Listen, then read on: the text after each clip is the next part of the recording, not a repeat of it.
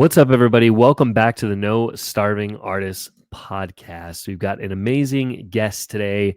Before we get into that, don't forget www.nsadance.com. You can find out everything related to No Starving Artists, all the past podcast episodes, as well as anything about online coaching, dance critiques, etc., etc. But today we have the fortunate ability to speak with Menina Fortunato. This is somebody that I came across online. I actually found her Facebook page, which a lot of you might be a part of as well. And then from there, mutual friends, we ended up meeting in person. And now we're here filming this podcast episode. So let's bring on our guest. Hello, how are you? Hey, good. I'm well. Go ahead and give everybody kind of a rundown on who you are and what you do. All right. I'm going to try to make this as brief and concise as possible, but still in depth enough to get the full picture. So, what I currently focus now is mentoring dancers. I specialize in helping dancers build their dance careers. Mm. However, before mentoring dancers, I had my own dance career. So, I grew up at my father's dance studio. My mother started a dance competition when I was a teenager. So, I was growing up in two dance businesses at a very early age. Started teaching dance at 12 at my father's studio, teaching dance at other studios by the 16, judging dance competitions and teaching at conventions by 18. And then by the age of 20, which is 2001, I made the big, bold move of moving to Los Angeles from Vancouver, where I'm from, to pursue my career in dance. So within the first month, I worked with Paul Abdul, then Britney Spears, and the rest is history. I had a 16-year run in Los Angeles working with Beyonce, Earth, Wind and Fire, ZZ Top, Carmen Electra, Paul Abdul, MC Hammer, Luke Bryan, Carrie Underwood, Luis Miguel, to name a few. I've worked on America's Got Talent, Star Trek Enterprise, was a guest judge on Dance Moms, where I adjudicated JoJo Siwa and Maddie Ziegler and that whole crew. I also transitioned into the creative side, where I worked on the creative team with Brian Friedman on The X Factor and America's Got Talent. Also, co-produced several independent projects with my husband at Universal Studios Hollywood. We had an award show called Universal Dance Awards that we did, and then music videos also at Paramount Studios. I also created the Hollywood Summer Tour starting in 2006, which was intended to give dancers an experience of what it's like to be a commercial dancer in LA. Mm. And I've been producing that event annually since then. We did have an interruption from 2020 till 2022 for obvious reasons.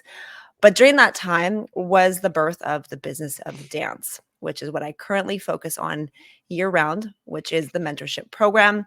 And then recently, the Business of Dance podcast a few months ago, which we launched and where I interview a lot of incredible dance professionals, agents, casting directors, producers, etc. And I'm a wife and a mom of 3 kids and 2 dogs.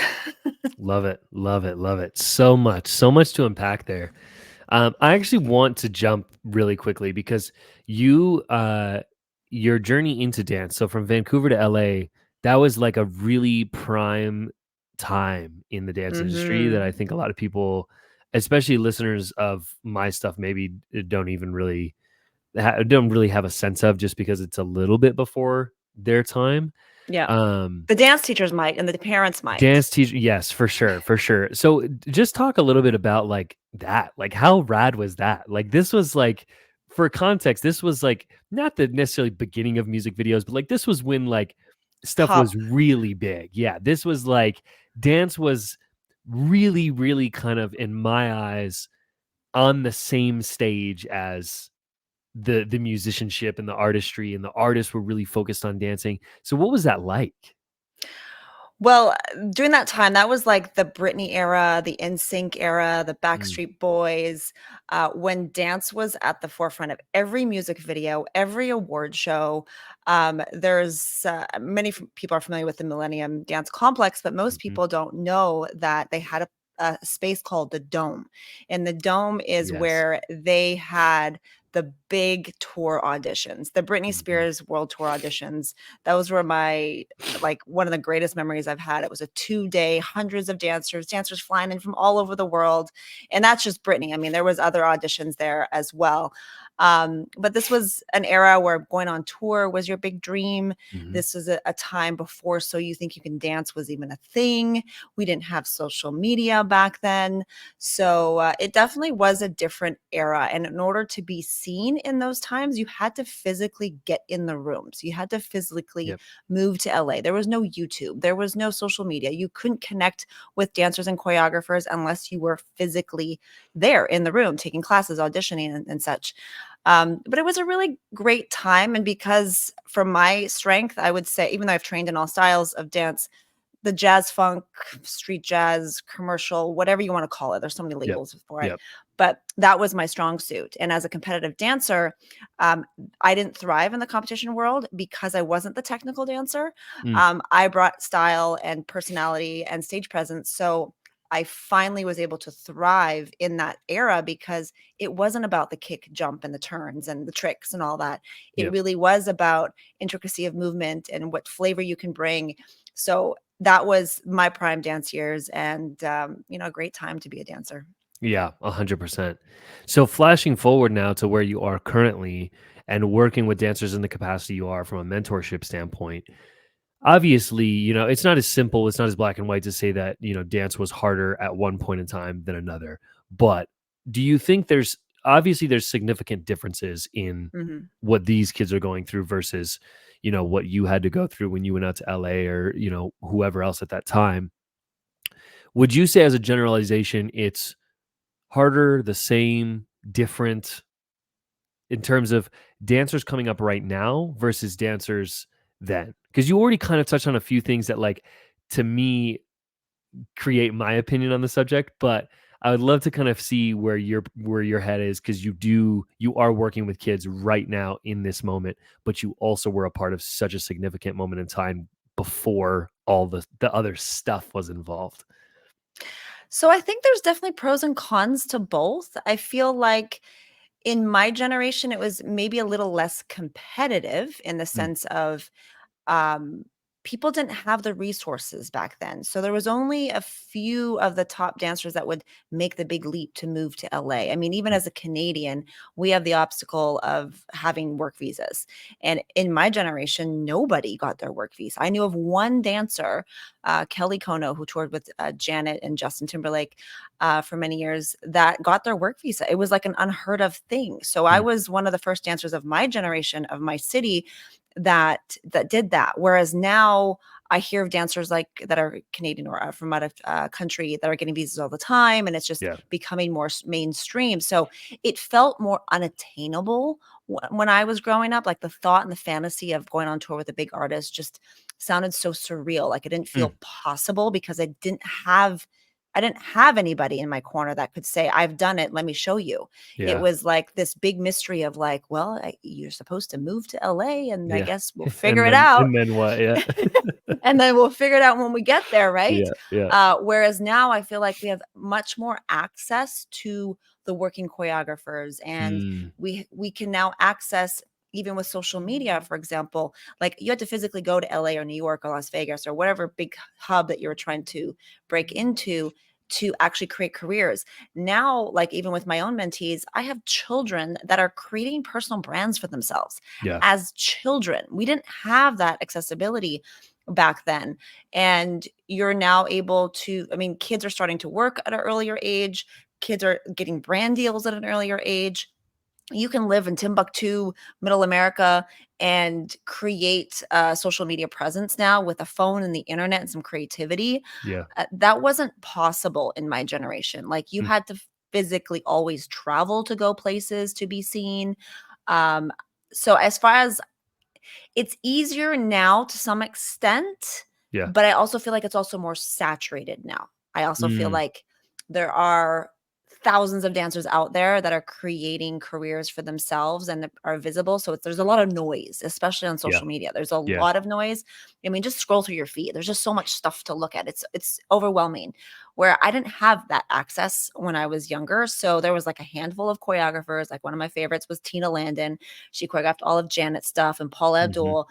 And I just studied their stuff. Like anytime Yeah. there was an award show, anytime there was a music video, I pressed my VHS and click record and watch Mhm. on replay and try to learn their moves. So I didn't have the accessibility. And then I remember dance conventions, like we had LADF, which no longer exists, and other conventions that would come to the city. And it was like, ooh, we get to work with Michael Jackson's dancers and Janet Jackson's. Like that was it. That was all the accessibility that we have. Yeah. Now kids are a bit spoiled. They get conventions that come and go through their cities all the time. They get to work with all the big boys.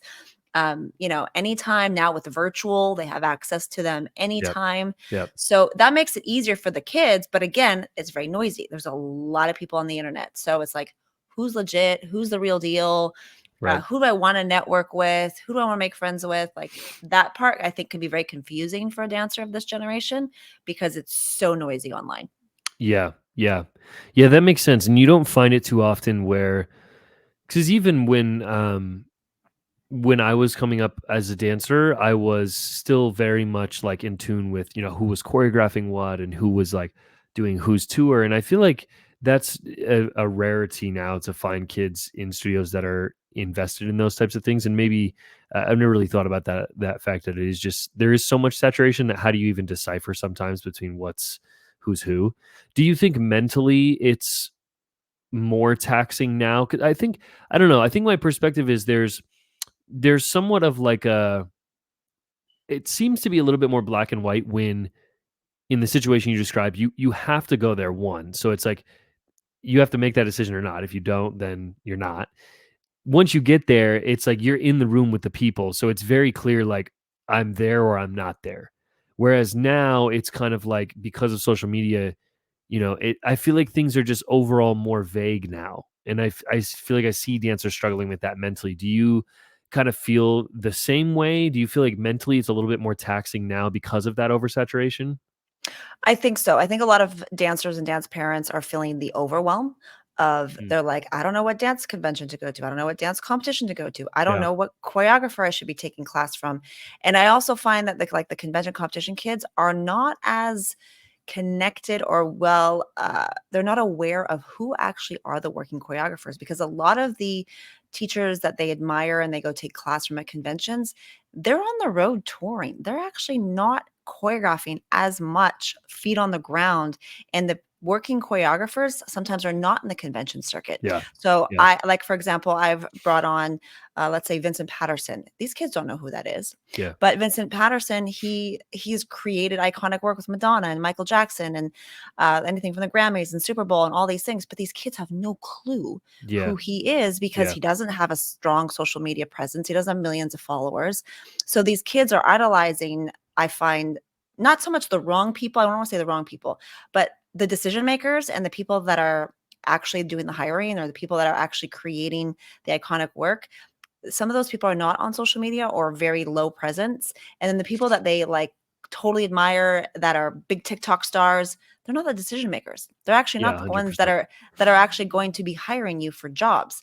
So finding the fine line, and that's one thing I do with my mentorship program. Is yeah, I bring in a couple of the influencers and the kids that they admire and they freak out over, but equally I'll bring in some of the OGs that I'm like, you need to study their stuff. Like these are the people that paved the way for all of us to be Hmm. here, Hmm. and you need to know who these people are, and they're still working and they're still active in the industry, but they're not in the conventions and they're not on social media. So for a parent, they don't know who these people are. For the dancer, they don't know who these people are. So we as educators have a responsibility to say, great, follow your social media influencers and get inspired by them. That's wonderful. But also know the people, the pioneers, the people that paved the way, the people are actually making the decisions, the people that are actually booking dancers, Yeah. because you do want to know them too. Yeah, for sure, for sure.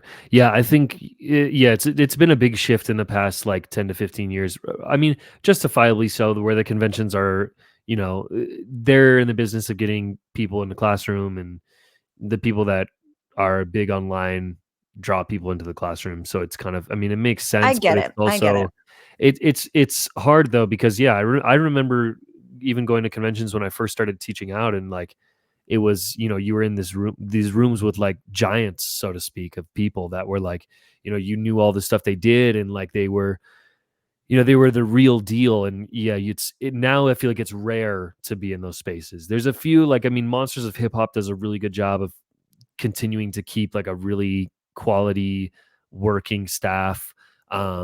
But a lot of these bigger conventions that the studios are going to, it's not the case. It's like you said, it's a lot of working dancers, or maybe people that aren't even really, they're just teachers, which is great, but it makes the access to those people even less so than it was before. Absolutely. So what do you feel like is like when you're working with kids right now, when you're, whether it's your mentees or when you're just kind of lending advice, what's the play for kids? Like you said, it used to be, the goal was New York or LA. That was pretty much, depending on what you wanted to do, that was it. But now it's a little more vague than that. So what are some things that kids can start doing or should start doing, or what are some things that parents can start doing to start getting their kids into places if the goal is they want to work in the industry? Well, listening to podcasts like this is a great start. I love that one. To be able to, to get educated on how the industry works, Hmm. because in the dance studio, studios focus on training as they should, Yep. but they're not having these conversations. So if you get sucked into the competition convention world, these conversations are not happening. So you do need to look a little bit outside of your bubble, and, plug into podcasts is a great resource. For kids, um, this is a generation where a social media presence is a huge thing. I have a love-hate relationship with it. I have children of my own, and I understand that some parents are hesitant about it. And I Hmm. feel like for social media, treat it as their online resume. So you don't need to share all your personal life. You don't have to share, what goes on in the family, but anything related to, their latest dance convention or a video or a photo shoot, or because now like brands are getting, they're getting children now to model their dance clothes or Yeah. be a brand ambassador. I've got some kids that are doing Tiger Friday and Joe and Jax and all these dance brands, and that for the kids, they love it because they get like free outfits and they get to Hmm. model, and they get to build their portfolio. Children now can get signed. They can get agents. I mean, I had an agent when I was a kid too, so that's not no different. But I also think that it's more accessible now for children to get signed, whether it's in their local area or if they're really high level and very ambitious. I do have some clients that are willing to travel to LA or New York, and they have agents in those cities, and they do actually travel for work Yeah. on occasion, but that's like the top tier exceptional dancers and parents that are really dedicated. Being able to even be on casting profile, creating casting profiles and casting sites, parents can start submitting their kids for work even without an agent. I will say that having an agent is the ultimate goal because they can usually get better castings with better paying Hmm. jobs, and they're also there to advocate for you to secure better contracts. But dancers now at any age, I mean, the youngest mentee that I ever took on, she was 5 years old. She's now 6, and she has 2 agents in 2 different cities. Hmm. She's been in magazines. She's been done the New York Fashion Week. She's done a ton of stuff as a child Yeah. that because of the internet, she's always doing photo shoots. She's always posting content online. When she started with me, she had like 0 followers, 0 online presence. And I can't even keep up with the kid. The mom is like, got her in all kinds of Yeah. things. Yeah. Yeah. And I have a few kids that are like that. That's not for everybody, but for some kids, they're just really ambitious, and they're like, they want to be on camera, they want to be seen. And now parents have access to the ability to be able to build an online presence for their kid in the most responsible way without compromising any values that they have. And um and for that reason are able to be seen from anywhere in the world. Like if the right opportunity presents itself and you have your dance portfolio, if you will, online, Hmm. it's very easy for a casting director or an agent to pull the trigger on you, because most often than not, and I can say in the dance space, talking to all the agents and casting directors, they go to Instagram. Right now, Yeah. Instagram is their go-to. So, I mean, even in the business world, I find myself like, when I'm like, who's this person? You Yep. Google their name and you go on Instagram. Hmm. And that's something that parents can do with their kids now is start creating that online presence on Instagram. I know that a lot of kids are on TikTok as well, but Instagram seems to be the go-to where at least the adults are checking things out. The kids, I think, are on Snapchat as well, but I don't think the dance world is as actively engaged in that space. But yeah, getting agents, building your online presence, building a portfolio, making Genuine friendships, I think, is so important at this young age, Mm, because the friends that you make at these dance competitions or conventions, they might be the next person hiring you in 10, 20 years. I yeah. mean, funny story, my client success manager within the business of dance, she was a dancer I used to compete with. And last time we saw each other in person was when we were 13 years old, competing in Hawaii together. Little Yeah. did I think she would find me 20 years later on Instagram. And we ended up connecting, and then I ended up hiring her. Yeah. So you Yeah. just never know where those friendships, where they can lead to. Yeah. 100%. Do you think that, and obviously there's a kind of an age spectrum here, but do you think that parent involvement in, let's say a dancer wants to get online, they want to start building that profile online. How important is parent involvement in that entire process? Very important. I think as long as your child is a minor, you should have your hands in their social media. You should be monitoring. I mean, most of the parents that I speak to, um, it always usually says parent managed on their Yeah. profile. Yeah. Yeah. So it's usually the parent that's posting, and the kids just in front of the camera taking the photos and the videos. I wouldn't recommend that a child has full control of their social media presence, because you want to monitor what they're doing, what they're posting, because the internet is forever. Once you have something out there, it could live forever there. So you want to Yeah. make sure that as a parent, you're able to monitor and making sure that the way they're presenting themselves is appropriate. Yeah. Yeah. 100%. What would you say? This is a little bit of a pivot, but what would you say, in working with the people that you're working with and the amounts of people that you're working with, what would you say are some common mistakes that you see dancers making, parents making, whether it's like their scheduling, whether it's the amount in the studio, whether it's what their training looks like? What are some things that you're seeing that are very consistent in terms of, again, if your goal is to make a career out of dance, these are maybe some things that you should stay away from or be wary of? That's a tough question. I mean, some of the big mistakes that I see is all the time, money, energy, effort into just dance studio conventions and competitions. And Mm, then they think that going to university to get a degree is somehow going to equate to a career. mm, And I know this may be a bit controversial, but I can tell you right now that if you want to be a professional dancer, nobody cares about that mm, in the industry. They will care about your raw talent and who you are as a person and who you are to work with. Is it a bad thing to do dance competitions and conventions and go to college? Absolutely not. Do they add value? Absolutely. But it is not a requirement. mm. The other thing too is I see a lot of value put on dance competitions and the gold, silver, platinum, ruby, diamond, titanium, distinguished, and all these flashy awards that these kids get that, again, in the professional world, nobody cares about. They Yeah. have zero merit. On your resume, none of that will be on there. So, not to dwell on that. Now, of course, competition, a healthy competition definitely creates a competitive dancer. I think it's important that kids also learn how to deal with rejection, how to deal with loss, because in the competition world, everybody feels like a winner and Yeah. everybody gets a trophy and a medal and a acknowledgement. In the professional world, it's not like that. Yeah. Yeah. And that's another reality check that I think a lot of dancers need to realize, that don't put so much value on those awards. They feel good. They feel good in the moment. Celebrate it, win, yes, hooray, big cheers. But just know that it's not going to determine your future. It's not going to make or break your future, and it's not going to matter in the grand scheme of things. Yeah. Um, the other mistake that I see is for the training aspect is there's a lot of emphasis for some reason on tricks in Mhm. competition world. It's like kick, jump, turn, you're an adjudicator. After a while, that starts to look the same. Yep. And you really do appreciate when you see some artistry on stage, when you actually see some style on stage, when you actually see a performance that's like dancing from the soul, that it's not just a frozen smile and a ooh ah and some facial expressions, or, Mhm.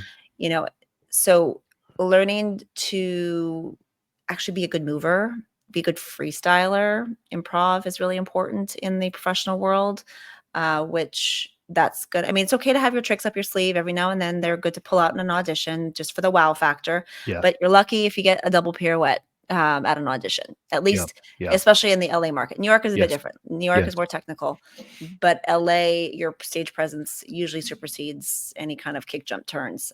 I can't even remember last time I did a jeté at an audition. Um, so that is another thing I see. There's so many Those are common both mistakes. great. Those are both so good. And I think, yeah, I think you hit it with the tricks. I think the key that I've found is like you kind of it's unfortunately now like even earlier than maybe you had 2 years ago. Like you have to kind of figure out what it is that you want to do or what you might kind of be interested in, because I mean, like you said, if your dream is to go dance on a company in New York, then your training should look a lot different than if you want to go dance back up for an artist. I mean, 100%. it's two completely different things. Not to say that you can't cross over between those two worlds. There's plenty of people that have done that. But, if you're vying for the best possible chance, you should cater your training towards what it is that you want to do. So, yeah, I think those are both fantastic. And I think it is so true. It's hard for, I think, parents and dancers to wrap their head around the fact that that stuff doesn't matter, especially because they're spending so much time and money on it that it's I like know. they It's kind I feel hard. like they kinda want it to matter. Well, that's the hard part, and this is the hard conversations that I have, like college graduates. There was a couple mentees that we had last year that graduated with a BFA in dance, Yeah. and I remember talking to the parents, and I asked them, "Are they learning the business of dance?" "Oh, yeah, yeah, yeah, she's got her headshot and resume," and I'm like, "Oh, great." And then when we actually did the interview, when I actually asked the questions, "Do you have this? Do you have that? Do you have this? Do you have that?" Checklist, Mhm. checklist. They had none of it, and they didn't know any of it. And the parents looked at their daughter that's graduating in like a month. "What do you mean you didn't learn this stuff? What do you mean we just spent $100,000 on a degree and you don't know this stuff? Yeah. You don't even know how to create a career?" Nope. Yeah. And that's a harsh reality after you spent $100,000 on Yeah, a it is. dance degree that you're It thinking, is. "Well, wait a minute, isn't the whole point of going to university so you can create a career?" Well, guess what? There are some.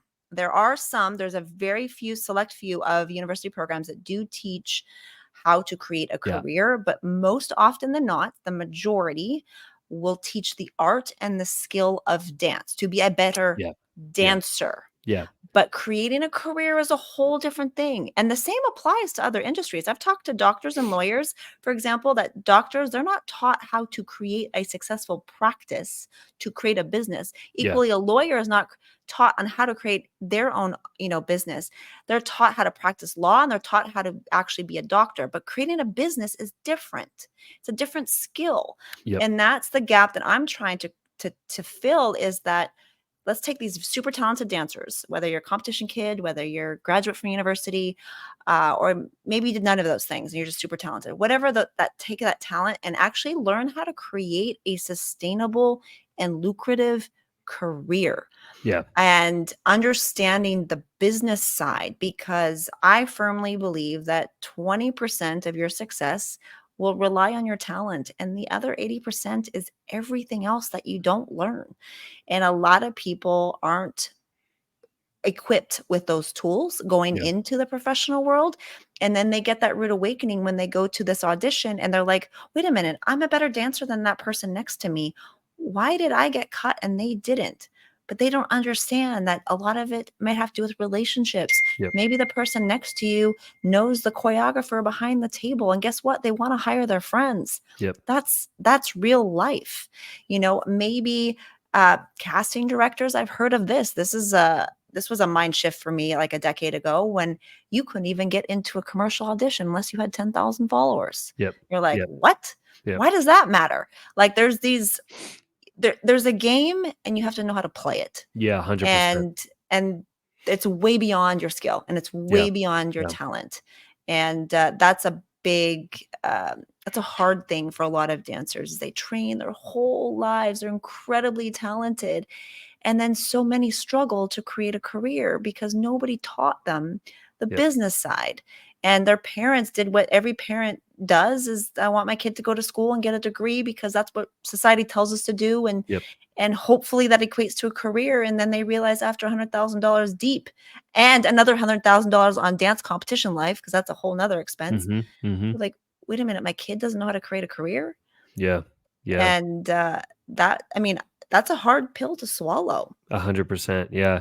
Yeah, and I think yeah, you said it so eloquently. I mean, I think we all have experiences or stories of dancers who were booked, booked all the time and they weren't the best dancers. I mean, I know so many that weren't were never the best in the room, but they were, the most outgoing or the most performative, or they, and the other thing too is there's so many aspects that are completely out of your control as well, that I think a lot of dancers don't realize. I've been a part of castings where we had the whole cast chosen, and then, the senior marketing director from the company that hired us comes in the room, and they're like, oh no, this is not going to work. Like, we need this person and this person and this person to fit the description of the ad. And it's like, okay, well, I guess all these great dancers we picked are cut now.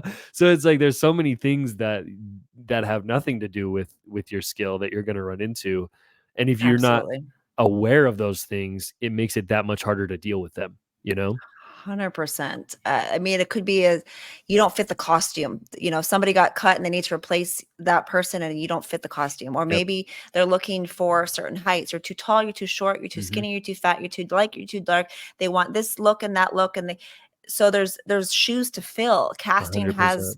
has requirements that have nothing to do with your talent. Yeah. And that's another, in the competition world, we're hoping that we're just judging their abilities, and there's, that's it. But in the casting world, there's so many other factors So many that other factors. Yeah. that are beyond your control. So you Yeah. can't even take those things personal. It's like dance your heart out on the audition room, do whatever, and whatever happens, happens, and on to the next, and shake it off, even if you don't get it.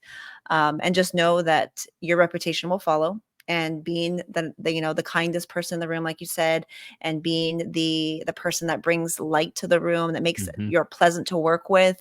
I mean, I can tell you from experience that I would never want to work with a diva on set. I don't care how talented they are. If you Mm-hmm. come with drama, if you come with negative energy, nobody wants to deal with that. But if you come, maybe you're not as good of a dancer as the other one is, but you're pleasant to deal with. You've got this can-do attitude. Yep. You're Everybody will want to work with you. And I think that was an edge that I realized when I look back. I was not that star dancer. Never Mm. was. Never was as a competitor. Never was even in the audition room. But I worked hard.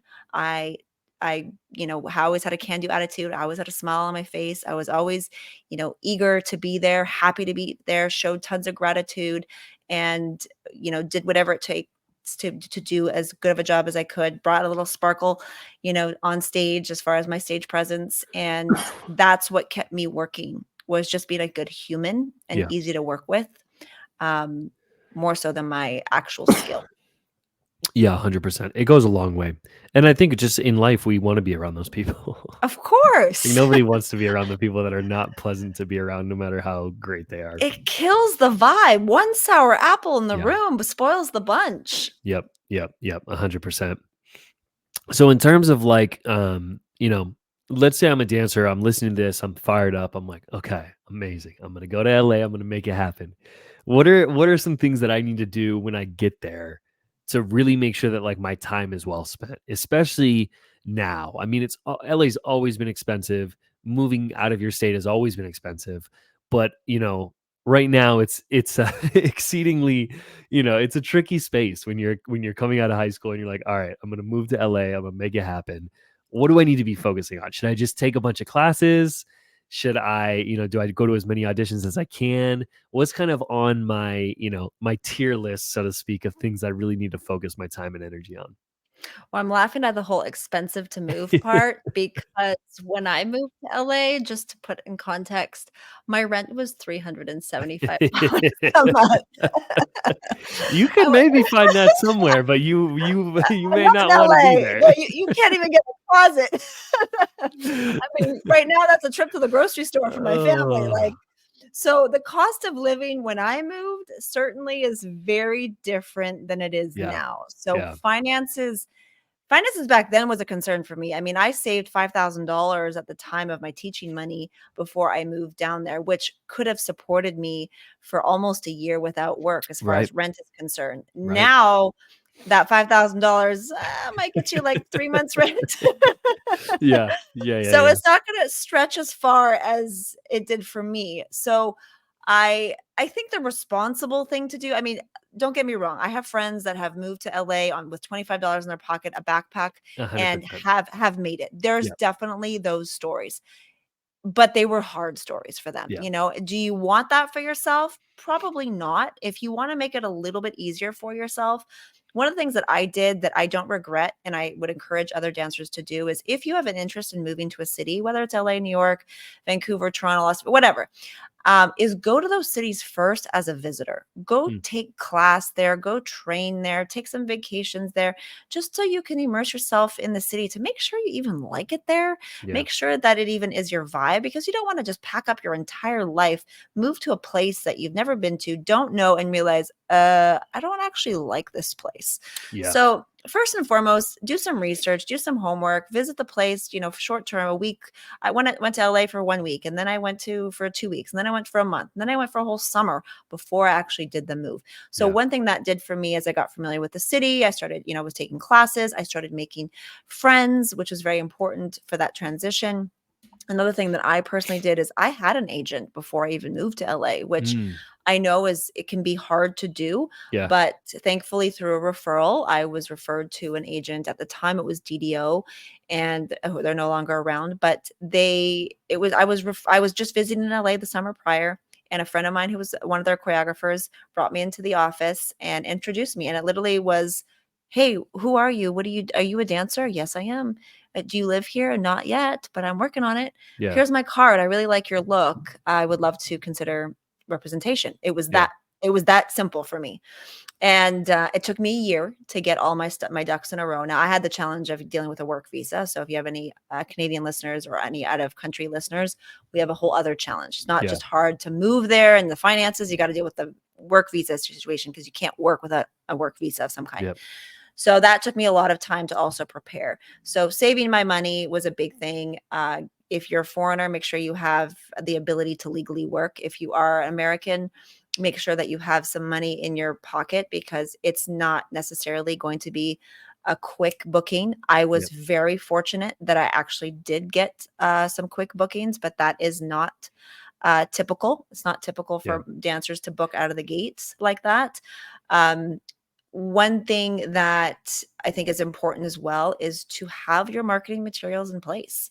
I Mm. know too many dancers that move to the big cities and they don't have any marketing materials. They just think they're just going to go to class and they're going to be seen and somehow they're going to book their jobs. You need your marketing materials. You need your headshot. You need your resume. You need a demo reel. You need a Yeah. social media presence, which I didn't have back then, but you do need it now. If you have a website, that's a nice professional tool. It's not a requirement, but it definitely sets you apart because it shows that you're serious about your career as a business. Every business has a website as Mhm. a home portal of like what it is that you do.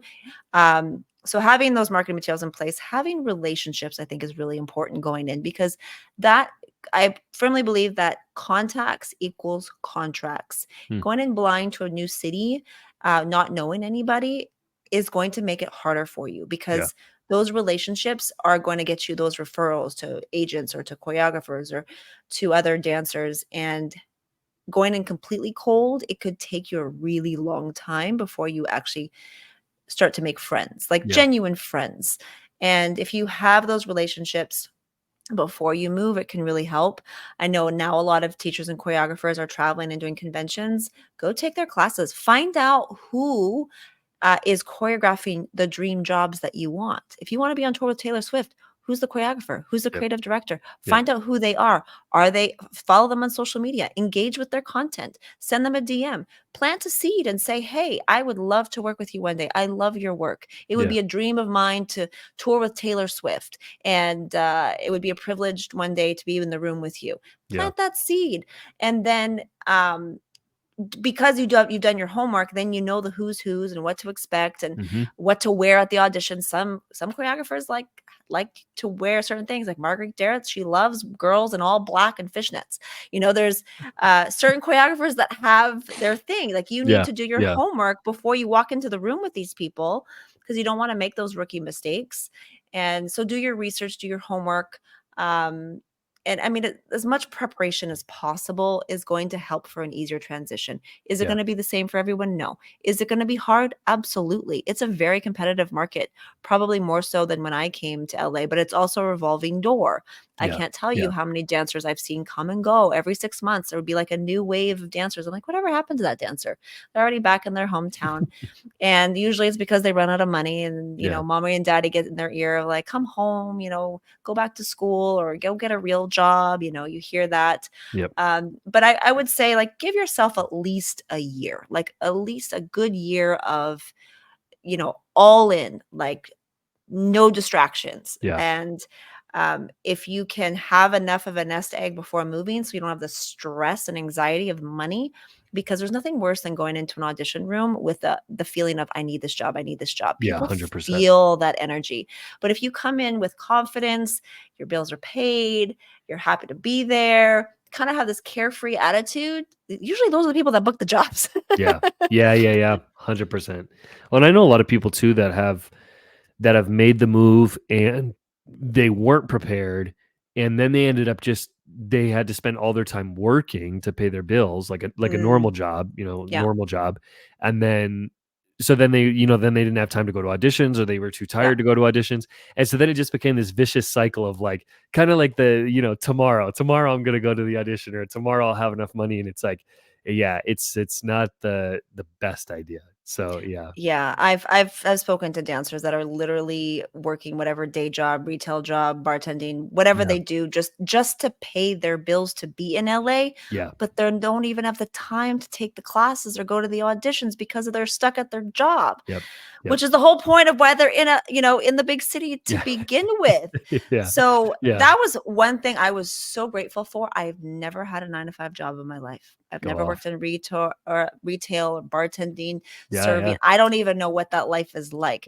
My little go-to, and this is not for everybody, was teaching and judging.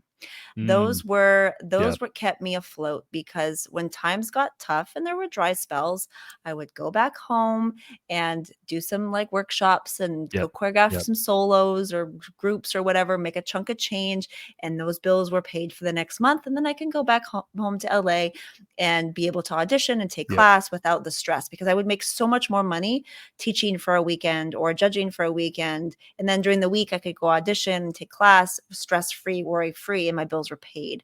yep. Although my bills back then were not like they are now. A little bit different. I could survive, I think, off of like $1,000 a month, which That's now crazy. now it doesn't do. I can't even. That's like groceries for my family for the month. Yeah, Even yeah, yeah, even then. So, um, yeah, we're definitely living in a different time where it's very expensive. I know dancers that live like multiple roommates, yeah, in a yeah, per yeah, apartment to be able to sustain. yep, And it's tough in the beginning until you can, book that big gig, whether it's like go on tour, yep, or you get a big commercial, or you get a big brand deal. Um, or a reoccurring, like you get a 6 month contract, you're doing a Cirque show, or you're on a Broadway show and you get a 2 year equity contract. When you get those type of jobs, then you can not coast, but you're like, "Woosah," you can take a yeah, yeah, yeah, breath. yeah, yeah, My yeah, bills are paid. yeah, 100%.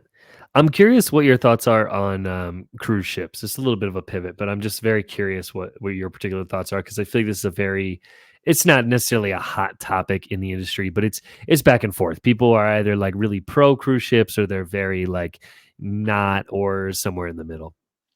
So I always wanted to do a cruise ship, but I was never cruise ship material. I was It's a never. lot. I'm finding out more and more, like, it's a lot.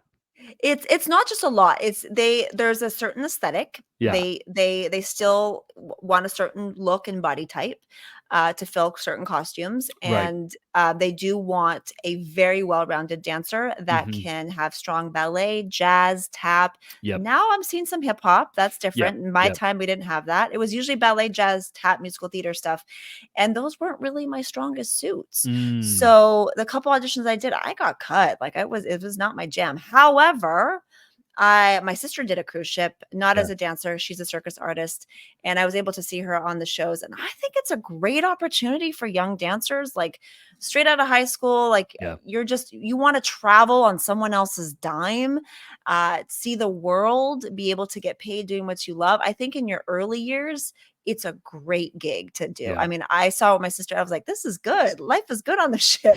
But I have seen dancers get caught up in contracts Yes. after contracts, Yes. and they Yes. become like career cruise ship dancers. Yeah. Yeah. And then they never quite get a chance to get their feet on land and, pursue the big, big dreams that they want. Yeah. So I wouldn't encourage like becoming a reoccurring cruise ship dancer, but one, maybe two contracts, get it out of Yeah. the way, travel the world. Sure, save a little cash, be smart with your money so you don't spend it all. Because I've Right. seen that happen Right. too. Right. Have a nest egg. I've seen dancers do this. This is smart, where you go on a cruise ship, you travel the world, you save your pennies, Yeah. and then you take that chunk of change to move to that big city Yep. so that Yep. you have the money to start a new life somewhere else, and you're in a good financial mental state starting that next chapter. Yep. Yep. I love that. I love that. Well, as we head into like the last little, 15 minutes ish here, what's something, and you've kind of touched on this a little bit already, but what's something right now that you're really passionate about when it comes to the dancers that you're working with? Something that is kind of like, it could be something that you're noticing that is just current to this generation, or it could just be something in general. But what's kind of the thing that you're really passionate about when it comes to the mentors or mentees, I should say, that you're working with? Honestly, I'm just passionate seeing my clients win. Mm, I don't know if it's just the maternal state of my life that I'm in right now, mm, but I've had my time, and I lived my life as a dancer, and I had my bucket list job. So now my fulfillment comes in seeing other dancers fulfill their dreams. yeah. Like it's almost like, if there's any parents listening, it's almost like seeing your children succeed. There's nothing better than just seeing your children win. So for my mentees, for example, like we had 12 that just did the Super Bowl with Usher. Like this was Hmm. a dream job for them. And I was so happy. I felt like I booked the job. Yeah. Yeah. and and I even went to Vegas to support them, and I surprised them. We got a party bus. That was a whole thing. But yes, being able to see them live out their dreams when they come to me with just this thought of like, I would love to get signed. I would love to be on a big stage. I would Yeah. love to do all these things. And then I actually witness it happening, Mm, and being able to create that impact with dancers of any age from any part of the world. Uh, it's just, I don't know, it's so fulfilling for me right now yeah. because their wins feel like my wins. And I'm like, okay, I'm on to something great. I'm doing the right thing. I'm giving back to these next generation. I'm teaching them everything that I know that I have learned in my journey and from my mistakes, from my achievements. And I bring in guest speakers all the time as well to share their journeys and their stories, because I don't know everything, and everybody brings something unique to the table. And I Hmm. just want to see smarter dancers. I want to see smarter dance parents. And I want to see more dancers being able to live out their dreams and not just let it be just some mystery fantasy, which I feel like happens for a lot of dancers, where it just seems impossible. Like, I'm not really that good. I don't think I'm going to be able to make it, Yeah. and be able to overcome those limiting beliefs and realize, no, you can, with the right tools, Mm, with the right skills, with the right connections, you can actually fulfill this as a career. yeah. And I don't know, for me, that's just the biggest, greatest joy right now. Yeah. I love that. I love that. What is so in terms of business of dance, what ages do you work with? How do people find out more? Who is it for? Who isn't it for? So it's intended for dancers that are serious about pursuing a career, whether it's now or whether it's in the future. So we Mm, have a real big mix. The youngest I ever took on was 5. I almost didn't take her on because I'm like, you're still a beginner dancer. You mhm. got a lot of growing to do. But the kid was so ambitious, and the mother's like, no, we're serious. And turned out to be an amazing client and doing Yeah. amazing things. And they're still with me after a year. And so and I didn't intend it to be for 5-year-olds, but we do have young kids. We equally have mid to mid 30s and everything in between. Yeah. I would say the majority of our clients are in that competition phase of life that, Okay. especially the teen years. Hmm. They're thinking about after high school, or they're in college and they're thinking about after college, or they Yep. just finished college and they're thinking about the next phase, or they're already actually in the professional world, but there's still some blind spots and they still feel like they need additional support. Got it. We serve dancers primarily, I would say, the North American market, but we do have some UK and some European, some South America, and even Asia as well. And we really, because as far as the website, sorry, I make the plug that at bizofdance.com, BIZ or Z, wherever you're from, of dance.com is the website. It is invitation only. So Mm. if somebody wanted to be considered, they would need to book a phone consultation with my team. And then we would do a deep dive to really assess them and to see if they're the suitable fit. It is intended for dancers that are willing to put in the work. Yeah. However, it is also intended for busy dancers. I specifically created it for busy dancers because I know that the highest level dancers are busy. Yeah. They're training all the time. I've got kids that are homeschooled. I've got kids that are, at competitions every single weekend or conventions, and they're training 40 hours a week. They are busy. Yeah. So I created a hybrid model where part of the lessons are on demand. So they're able to do that around their busy schedules. And then we Mm. do twice a week group calls where they're live. Sometimes it's with me where we review homework assignments. Sometimes it's with a guest coach. Sometimes it's with a guest speaker. So they get the live interaction. We have a client success manager who does biweekly calls one-on-one with them. So they have the support and the accountability to stay on track with their goals, stay on track with Yeah. their assignments. So it's usually like 2, maybe 3 hours a week of their time. Okay. And they work with us for 6 months with the option to renew if they want to continue. Got it. Got it. Amazing. Amazing. And where can people find you? Yeah, give the plug on all things you. Menina Fortunato is my handle for almost everything: Instagram, TikTok, Facebook, YouTube. Quite honestly, I don't think there's any other Menina Fortunato out there. So Google my name and you'll be able to find me. And if you see that blue check mark on Instagram or Facebook, that's my verified account. That is me. Luckily, I'm not Jane Doe, so there's no other Menina Fortunato out there. It's pretty easy to find me on social media. That's fair. That's fair. And then lastly, one thing people take away if they listen to the whole thing and they scrap it all, what's the one thing that you would say is kind of like your soapbox for the moment? Ooh, I know it's a hard one. how do I pick one? Well, I want to say that I'm a firm believer of following your passion, Mm, whatever that passion is. And I believe that everybody listening here has a passion for dance. So if dance is your passion and something that you feel fulfilled, figure out a way to monetize it. mm, So figure out a way that you can create dance as your profession, your career.